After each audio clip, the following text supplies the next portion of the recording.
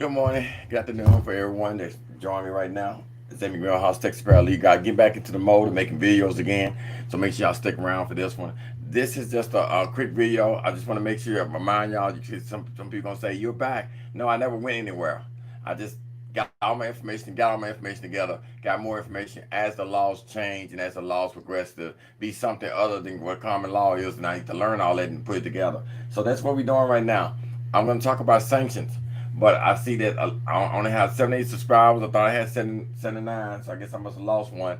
So I'm gonna go ahead and get some more subscribers. So I need for anyone to see this video right now. I need to get 100, 200 subscribers right now on this channel right now. If you want me to show you how to do a motion for sanctions against attorneys in federal court and state court, I'll show you what the document look like ahead of time. If you want to take a look at it, you know it's the winter time messing with my voice and everything, so it's what y'all hearing probably going on. So this is the motion for sanctions, okay? And the outline of it's a guideline on how to do the sanctions. So when everybody say template, no, this came from Westlaw, okay? This actually came from Westlaw, and this is where you start on the document for the sanctions. Now, I know you can take a screenshot of this and try to figure it out, but all you gotta do is go read the Federal Rules of Civil Procedure, Rule 11B, about a lawyer filing frivolous documents in the court, Rule 11. So remember, this is a memorandum in support of for Rule 11 sanctions.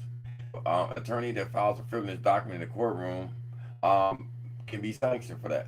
And then you got the safe harbor provision right here under Federal Rules of Civil Procedure 11 motion for sanctions. It's a safe harbor provision that allows you to give them a copy of it, but you cannot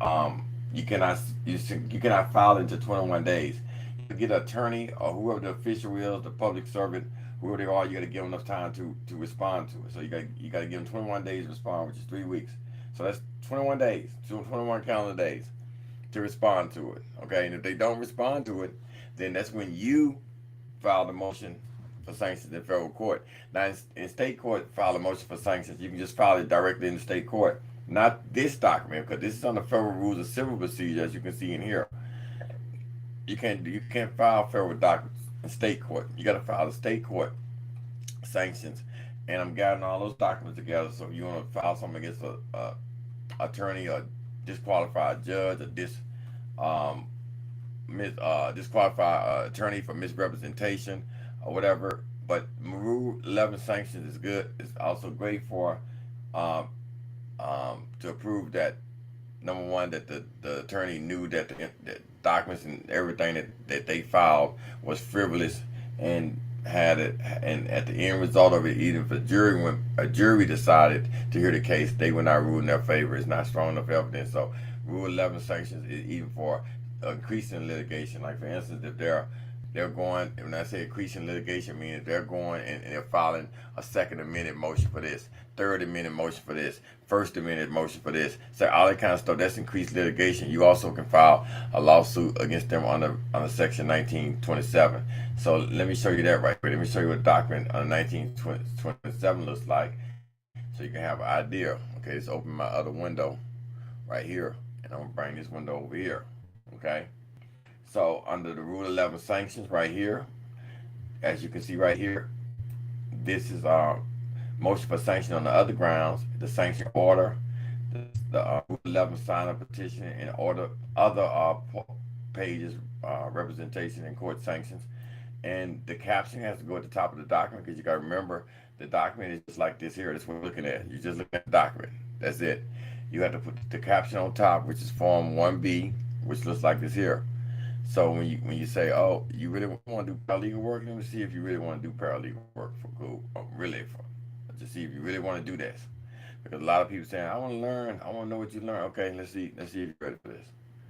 All right, so you see this page right here. I'm gonna go ahead and wait for that other document to open right quick. It should open in Word. Okay, okay, this stuff. Oh, the window hasn't opened yet. That's the problem. Okay. All right, so, but the caption is top of here, and did this open another window? Wait a minute. Did it open another window over here? No, it hasn't yet. Okay, so let's click it again, and we're going to show you where the captions go.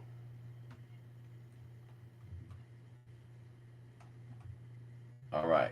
So in the federal court, inside the federal court, this is what they look for, and everything is outlined inside the Federal Rules of Civil Procedure. So when you go to create the documents for a motion for sanctions, the first thing you have to do is number one, you have to find what document you're gonna file, and this is so you're gonna do a motion for sanctions in federal court.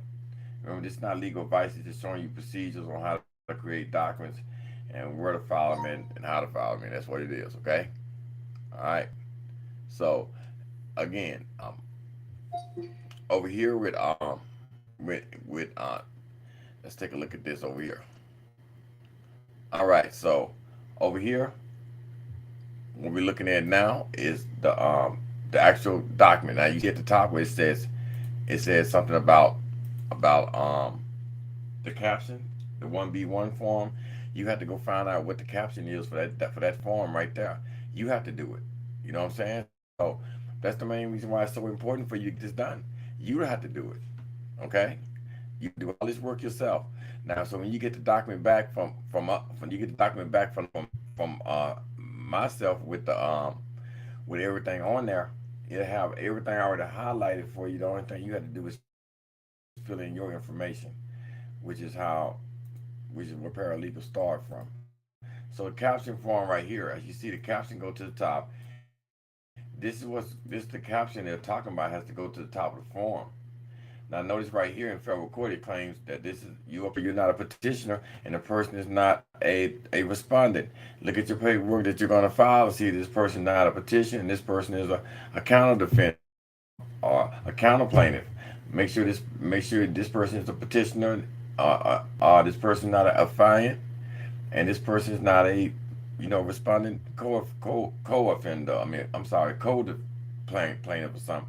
You got to speculate what it is in here. So I will always say in federal court, if this is a case involving sanction, you're the plaintiff. This person is a the person, the attorney, the judge, or whoever it is the defendant because you're claiming that they did something against the rules which they can be sanctioned for. In most cases, they can be barred. They can have a sanction fee into. I mean, it's all kind of stuff that can happen to them if you do a sanction, you're successful in doing it. So that's the key thing about learning here is that once you fill all this information out, you do your introduction, you do your argument, and then you cite the cases along this right here. This is a few cases. Now, some of these have yellow marks on them, so make sure you look at them because when you go in Westlaw, if they have yellow, it means it's not good. Okay, it's not a good case. So you got to research your case law and then put it all inside here at the bottom, your conclusion, and then we'll go next after you finish the conclusion. So this is what I'm saying. If you came here and you want to do a test for me, I'll give you this document right here and say what all goes with it. If you learn correctly, you should automatically know that if you follow the sanctions, number one is telling you at the top the caption. On the test that you will have, even when you have the caption on there, you got to automatically know to go get the caption, which would be this document right here. I'm sorry, I'm looking at two screens, y'all. You automatically know to go to see this document right here, which is the caption form. You would know to go grab that first. Okay, so what would you do next? And that's the key thing about learning uh, from the strength of a paralegal that work with attorneys that have access to the same documents they got. This is some of the documents you might need: a signature block, declaration on the penalty of perjury. If it's another state, you might need it's a declaration or unsigned unsworn declaration. So you got the declaration on the penalty of perjury or unsworn declaration. You need to check with your state rules to see how that applies to you. Then the last thing is decide if these the motions that you're filing right here. Let's open this up. If these are the files that you're going to file right here, say for instance you got a signature block right here. Okay, we're gonna it should preview this form in Word. It should preview it. So there it is right there. So this is the signature block. Of course, if you have an attorney, that attorney will fill that out, and whoever is for the other party right here, if it's applicable to your case, you're gonna put that in there, and then whoever's the person that's submitting this document, mostly your attorney, they're gonna fill everything out. So right here, and also the attorney for whoever the law firm. So say for instance, if it's a solo attorney, he was sign right here. If you're for a law firm, and then they would sign right here. Attorney in charge of counsel you know, whatever it is right here, they will do that. So if you're doing it yourself, you can erase all the attorney name to information if that's what you want to do. Okay. Declaration on the penalty of perjury is easy. This document right here is simple and easy. You're gonna see how quick it is. Taking a long time to load up for some reason. Maybe if I close the other windows. Okay, see right here. So this is a declaration. As you can see right here, it's telling you that you declare, verify, what is it? State, verify, state, clarify. I'm sorry. Under the penalty of perjury, that the foregoing is true and correct. Certify. I'm sorry. I declare, certify, verify, state. If you execute it inside the United States or its territorial possession of a commonwealth, which is also the Article 4 courts in the territory, the territorial courts, they're also in the same United States territory thing. If it's outside the United States, then you put in this statement under the penalty of perjury, under the laws of the United States of America, the foregoing is true and correct. Execute and you sign it. There's no need for a notary for that. So you got to definitely send that.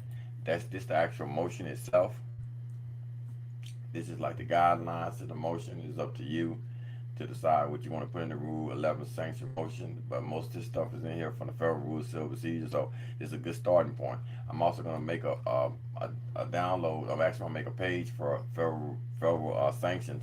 I'm going to put all these documents on there so you can have access to it. And like I said before, if you need help, this is what you come to us for. The rest of the members of the organization can definitely help you out. That's what you go to the organization for, so they can help you out. All right, we want to help you to do the right thing, okay? To get the right thing, let you know where to put your documents at, what to actually do, and how to get it done. Because you know, yeah, I've been off of YouTube for a while, but I've been watching so many of these gurus tell these people all this paperwork they got, but nobody's getting nothing from Westlaw. Nobody's getting nothing from American Bar Association. I've been watching it for actually a little bit over a year. And I'll be like, these people, and I follow these people, what they're doing, they're going to get in trouble. So be careful out there, the documents they get. Okay, so right here is a motion for sanctions on the other grounds, which I told you under Section 1927. When this document loads up, you're going to see this. I'm New GT on the Global Communication Cup. Y'all see that? The ZFM Cup. I'm drinking tea, so that'll help you out. It's hot, too. So, the party memorandum in support of motion for sanctions. Okay.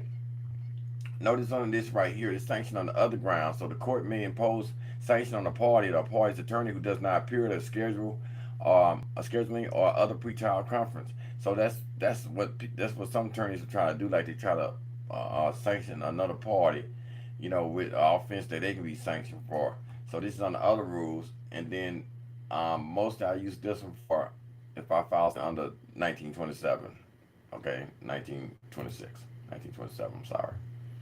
Okay. This is sanctioning order. I know it's taking a long time for this to load.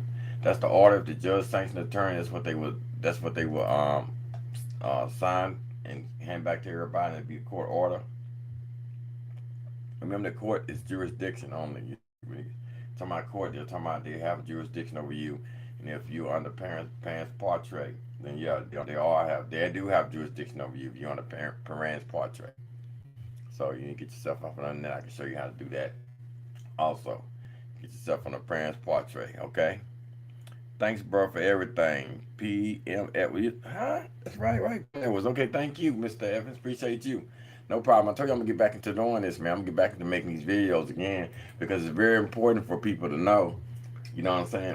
About the actual remedies and stuff that's available to people. They didn't know this. They don't need to be guessing. You don't need to be guessing what this stuff you need to actually know. So it's taking a long time for this document to load up, but this is signing of pleadings and other paperwork together. So I think you can combine this 1927 sanction and under Rule 11 at the same time, because 1927 under Silver Section 1927 of the Federal Rules of Civil Procedure, it says that you can sanction an attorney for increased litigation. Like I said earlier, it's because the attorney keeps charging you First Amendment, Second Amendment, Third Amendment, amended one. The request for a hearing, second request for a hearing, amended complaint, amended response. I mean, they just keep doing it to increase the litigation. Then when you get to court, they ask for 34,000 attorney fees. Whether you don't have a contract with the attorney. Have a contract with the attorney. Why are you paying attorney's fee? Because the court ordered it. The court assumed they have jurisdiction over you, and they also have jurisdiction over you on the parents' portrait. So if they think you're on the parents' portrait, they can just do all that to you. They can't do that to American nationals. They can't do that to people living outside jurisdiction. They can't do that. If the government assumed that the name in capitals it's happen to be the same name of your trust, happen to be the same name on the Cessna KV trust. Who are they talking to? Because they're not never talking to a human, so they're not talking to you. They talking to a name in capital letters. Okay, now so also it needs notices. If you have an attorney can automatically do a notice to the other party. This is the intention on something in court. So let me show you what I mean. I don't know if this stuff is just opening on its own, it's just not showing it to me. But this right here is the notice what the attorney will file when he's doing it. So right here. Please take notice that the signed form affidavit of declaration is going to be filed in court on this day right here, on this day by this time here. So, and that's what attorney does. So if you have an attorney, you should file that notice. This for you to see on their stuff. Okay, this is what you do. All right. Now you got also got to make sure you print out the orders and you put the order blank because you don't know what the judge is going to sign off on. You might say you want $50 for sanction. The judge might think you can get $300,000. So you want to keep that open. The order is the open order. Your attorney, whoever it is, to know exactly what you're talking about to know. So no problem, Mr. Evans. I see you in here. This is your first time here. This is my new channel, Texas Paralegal Guy official channel. I had another channel, and we was broadcasting live from anywhere, and I had a whole lot of stuff. I had a whole lot of videos, but I transferred those over to Rumble. So because it had the old website when we first started out, I send everything over to Rumble. So this is a new channel. So this is your first time here. Go ahead and like and subscribe to the channel. The only thing you're gonna learn is how to get yourself out from under the devil and the mark of the beast fast. That's what I'm gonna do. I'm gonna show you how to fight against these self-proclaimed Goliaths. They think they tough. They not. People that call themselves Jews, but they're not, for they're liars, said the scripture said. And people think this is about anti-Semitism. No, this is about the devil hating on people. How about that? Y'all think it's about a race and picking this, or Kyrie Irving or Kanye West said this. It's still the devil still hates us, and he hates all God's people that are created. Period is that. Spirit. Period. So it doesn't make a difference where you look at it from the spirit standpoint. Y'all excuse me, my mouth's kind of dry so I'm drinking this tea. It's y'all think that this is about some kind of anti-Semitism this way, anti-Semitic this way. It's not about that. It's all about the devil hates on everybody, so everybody to die and go to the lake of fire where he going. And he's using every device he can find, and people just falling for it. Because why? They bit from the street too, so they know the difference between lies and good and evil. So nothing you can do about that, but you can fight against evil by going to God to him. You know, you can always do that. So I always go to him for the knowledge on what to do. So when y'all come over here, I'm gonna get an idea of what to do. All right, so here's the caption on it for the order granting the motions. The caption, go to the top right here, and the rest of what the judge got to sign. And this is the order granting sanctions with the citation right here. So it just takes a long time for this to load. But nevertheless, these documents are available. And inside the membership, I'm gonna make a page. It's gonna be a sanction. It's gonna have a page. It's gonna have different documents on there. But you look for the sanctions. Go in there, look at the page. Make sure you read it carefully. And then I do an inland PDF of it so you see what it looks like completed. Of course, similar to that, but not exactly like that because I can't give you legal. All I can do is show you what I filed before, and you can use your own specialist knowledge to navigate through that. All right, so here's the verification of knowledge. That if you need one of these verification documents, it's 3 of them in here. 3 of them in here. So that's all the thing. This is what you basically need for sanctions. Now, real quickly, I'm gonna make another video on 1099 thing everybody was talking about. So this is all the sanctions on the federal court. Next time we're going to talk about sanctions in state court because all the sanctions are different in state court. You always can always move the case to state court. You know, you can, I mean, from state court to federal court.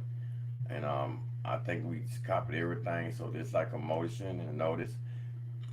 These documents are being copied over to our server. So that's why it's not too many documents in here. We all copying it over. We don't want to keep too much stuff on external drives. Okay.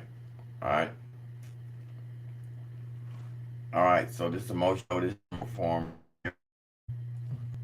It's the motion type of motion right here. You can put the motion right here, whatever it is, whatever you ask for. This is the basic motion right here. You see what it says right here, and you got to add the signature block, the certification.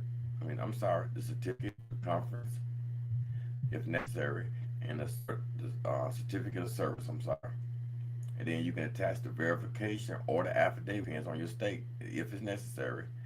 The notice of a constitutional question, Form 1B, if appropriate, the corporate disclosure statement, if appropriate, the order, if appropriate, under local rules. That's why you got to know your local rules before you can file this stuff.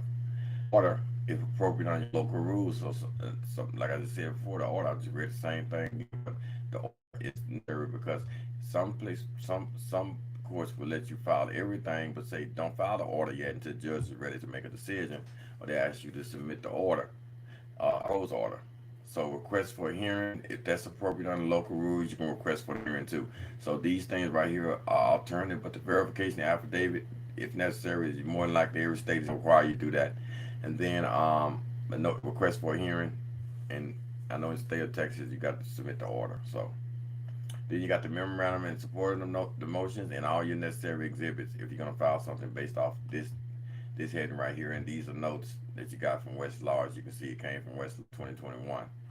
And in 2022 right here when this document was printed out, because you can look at the bottom of it and tell. I try to keep up to date with everything. All right, I'm sorry my computer's slowing down because I got Chrome open over here. I got Chrome over here.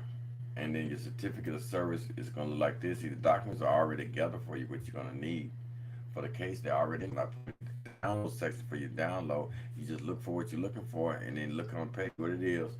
It's going to explain to you what this document is used for, straight directly from the document, straight directly from Westlaw. And you're going to see it on the page, and then you're going to scroll down and read it, and you're going to say, I need this document. Click on it and download it. And when you start filling out, if you have a problem, we got live. You can also send an email. You can also send me a message in your account. That's why we become friends when you first log into the account. We become friends, so you can send me a private message inside there. We also can send emails to each other within our membership site. We also can have a live chat room. I'm actually getting another chat room because of these Black Friday specials. I'm gonna try to see if we can get us another chat room that's where we can invite people from the outside to come in if they want to do something. So they want to chat with other members and get information before they become a member. All right. Other than that, my Texas Paralegal Guide.org website is back up again. I'm gonna make it completed for downloads only. From that, just for download. So every single document that I talk about on this YouTube channel from now is gonna be on Texas Paralegal Guide.org website. It's a download membership that you can join monthly. Go inside there, get whatever you need. If you need something else, let me know. We can go research for it, find it, download it, give it to you.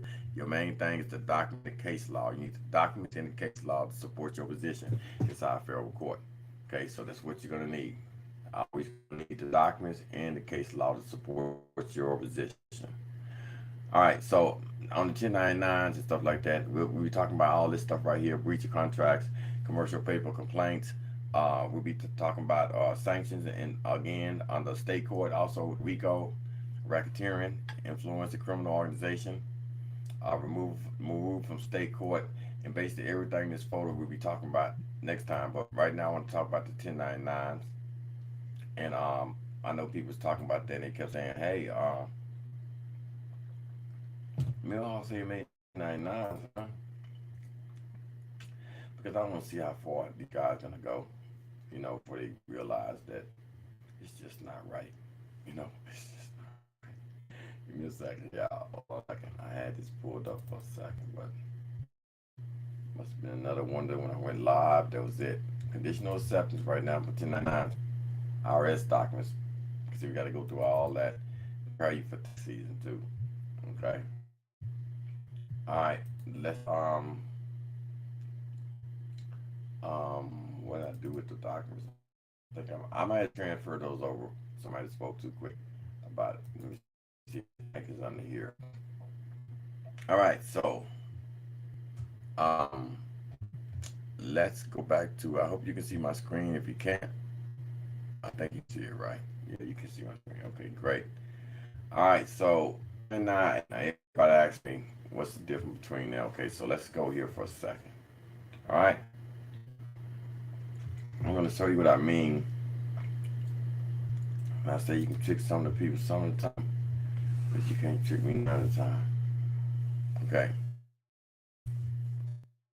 I'm going to show you this real quick, and then we're going to talk about if I can get 100, 200, 250 to 500, I'll make a video a day. Promise. Make a video every day but Saturday.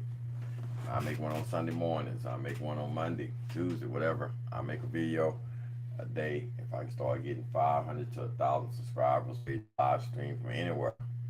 Right now, I can only do it for computer. That means I can't take you into court with me and let you hear what happens in the court case. They just won't, it won't be right. They won't let me do it. So that's why I want to hurry up and get more subscribers in here so I can be able to live stream from anywhere. Okay? All right, this document right here. 1099. Hey, I don't think I can say this one time. Right here, this says payers, right? Lenders, right? And on 1099A it says payer. So the lender is not the Secretary of Treasury, Department of Treasury. That's not it. The lender is you. The name and the Social Security number. They got it from you. Okay, you're the lender. All right. Your information go here from your secure party information. Your information go here. If you're a secure party, you took over the estate. You're the lender right here because you have a lien against the birth certificate bond in the form of a UCC1. So your information goes here. All right. The lender's Social Security number. Now, how can the Department of Treasury have a Social Security number? See, 10. That's what it said. Social Security, the lender's 10. People write in the lender's EIN. But you see right here, it's telling you it's a Social Security number. So it's this person is the lender, the upper lowercase name, the address, or they can put general delivery, like for instance, 123 post office address, city and town, state. You can leave the zip code off or put all zeros. Okay. Make sure you the zip code off or put in their parentheses or put all zeros. But general delivery is better than putting your actual address. Okay. The web address is the there UCC1. You're gonna put that in there. You're gonna put your the borrower 10. You leave that blank. Okay. You leave it blank. Okay. So the company name, the borrower, which is the company or the court name here. So say for instance, if you go into a court and they say you owe a traffic ticket or something like that there, or you owe for this year, or you owe this much in fines and child support, or you owe this much in we put a lien against you, a garnishment for this right here, then you do this. You put the company or the court name here, the address, city and state, the account number or the case number. See what I'm saying? So the account number is a company, case number is the court. So I don't care what the case number is, you put it in there. Okay, the IRS knows what you're talking about. Make sure you check correctly when you first started, okay? Because they're not going to submit one at all. The date for the acceptance of value is right here, the day you got it. So, for instance, if you got a traffic ticket, they told you by this day you got to pay this amount of money. The day that they said that you're supposed to pay this amount of money, you put it right there. The amount of the principal or the outstanding, the fair amount should be the same thing. The fair market value should be the same amount. And check if the borrower for personally allowed for repayment of it. You check that. If the borrower was personally liable for repayment. So that borrower is them. So they are personally reliable. Then you go right here and say voluntary conveyance of issued instrument. Okay? Now me, I just put secured party interest. So It's up how you want to do it. Secure party interest, voluntary conveyance, and issue statement.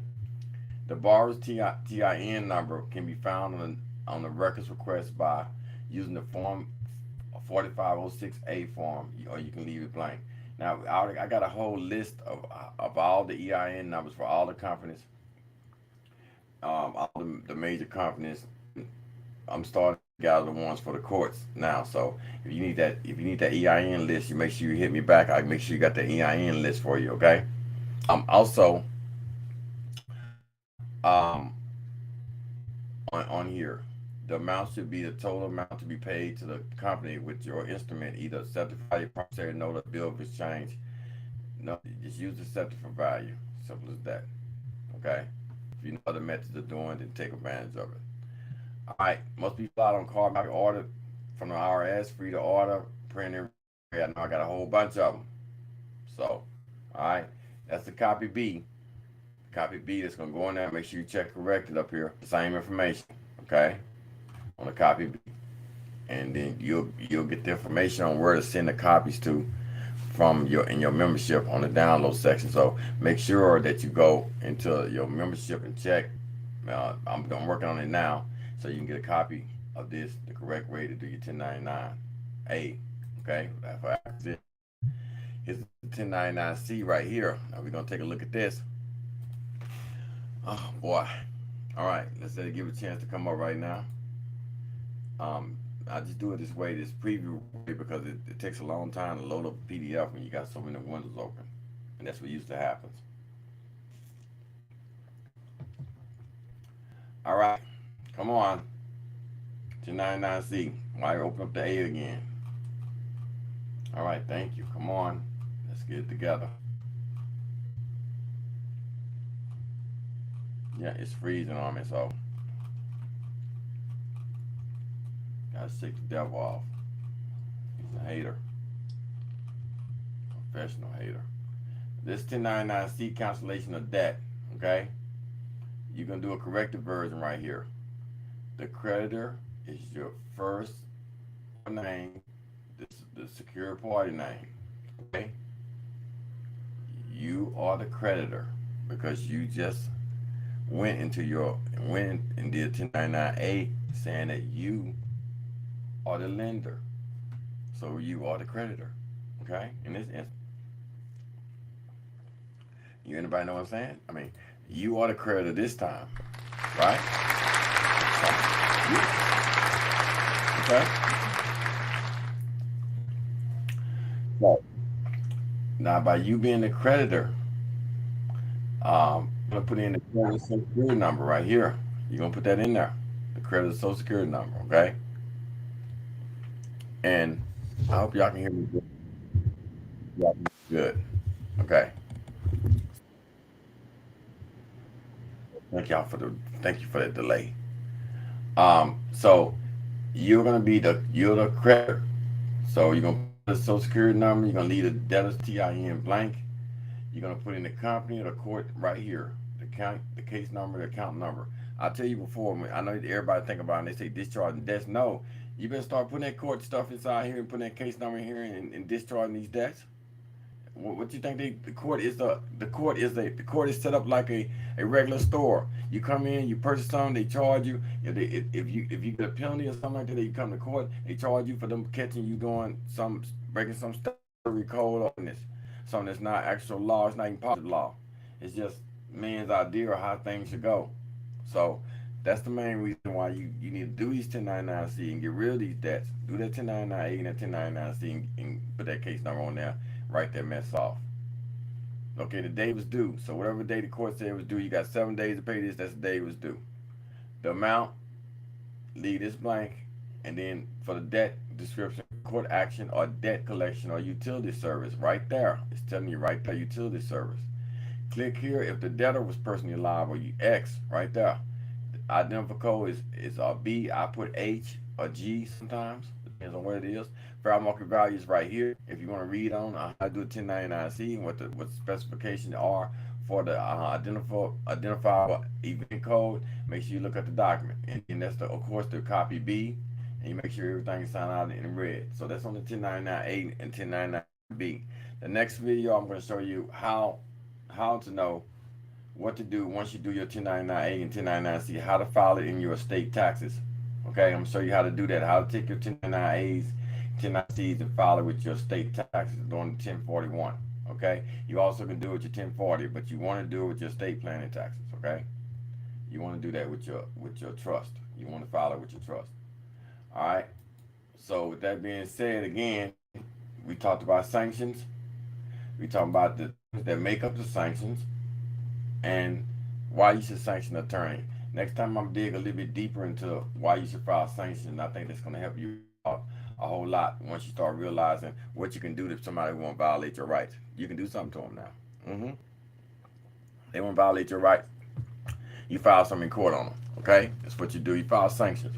You know, you file sanctions against them, and you make them realize that you ain't the one to play with.